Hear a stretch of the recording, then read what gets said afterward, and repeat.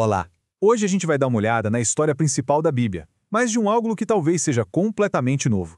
Vamos mergulhar na ideia de que toda essa narrativa é, na verdade, uma gigantesca história de amor, só que com um começo bem surpreendente e um final que parece saído de um conto de fadas.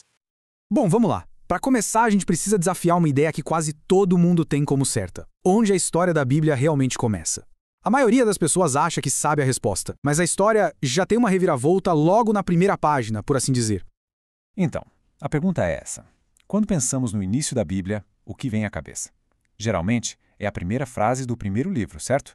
Mas a análise que estamos explorando hoje sugere que o verdadeiro ponto de partida está em outro lugar. Olha só o contraste. De um lado, a resposta que todo mundo conhece, lá de Gênesis. Do outro, uma resposta surpreendente que vem lá do último livro da Bíblia.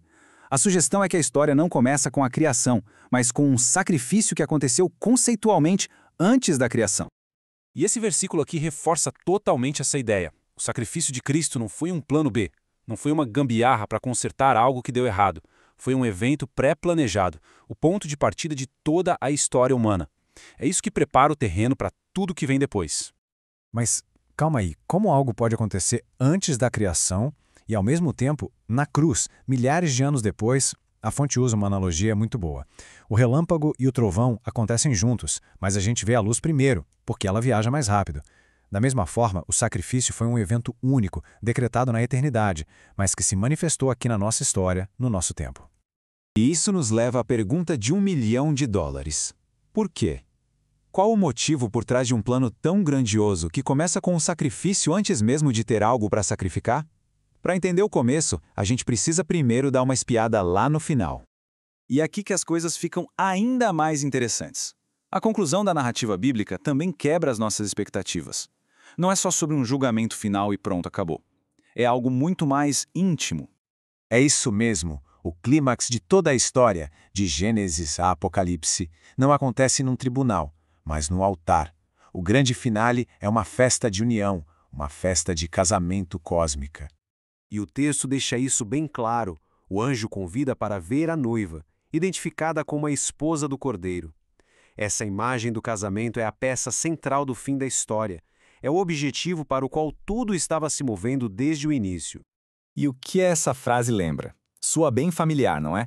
É o final de quase todo conto de fadas que a gente ouve desde criança. E segundo a fonte, isso não é coincidência. A ideia aqui é que os contos de fadas com seus príncipes, donzelas e finais felizes, na verdade tocam numa verdade espiritual muito mais profunda. Eles despertam um desejo universal por uma união que redime e que dure para sempre.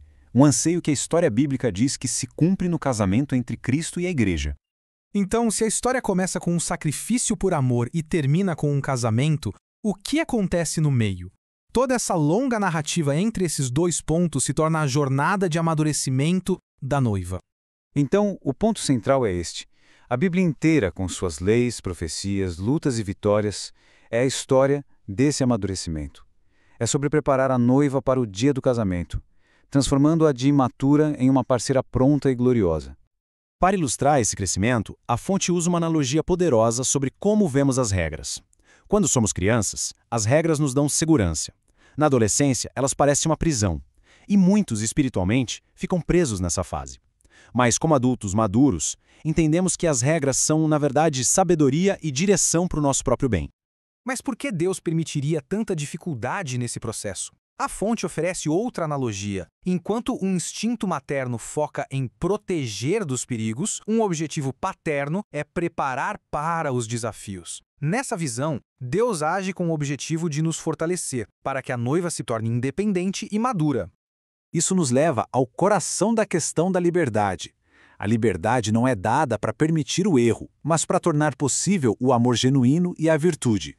Sem a possibilidade de escolher o mal, a escolha pelo bem não teria significado algum. É a liberdade que torna o nosso amor valioso.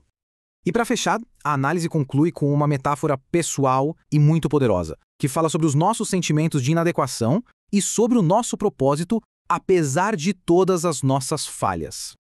A fonte nos deixa com essa pergunta simples, mas profunda. Vale a pena pensar: o que acontece com a função de uma vela quando ela está danificada? Todos nós podemos nos identificar com uma ou mais dessas palavras. Nos sentimos quebrados por erros do passado, pequenos diante dos desafios, sujos por alguma falha ou simplesmente imperfeitos. A questão é, isso nos desqualifica? E a resposta é um não enorme. A mensagem final é de esperança. A utilidade de alguém não depende da sua perfeição. A luz pode brilhar através das rachaduras. Nossa condição de quebrados não é um obstáculo para o propósito. Pode ser o próprio meio pelo qual ele se cumpre. E a gente termina com esse pensamento para reflexão. E se a gente repensasse toda a nossa luta por autodesenvolvimento? Talvez o objetivo não seja eliminar todas as falhas, mas simplesmente permitir que uma luz brilhe através de nós, exatamente como somos, quebrados, pequenos, mas ainda capazes de iluminar.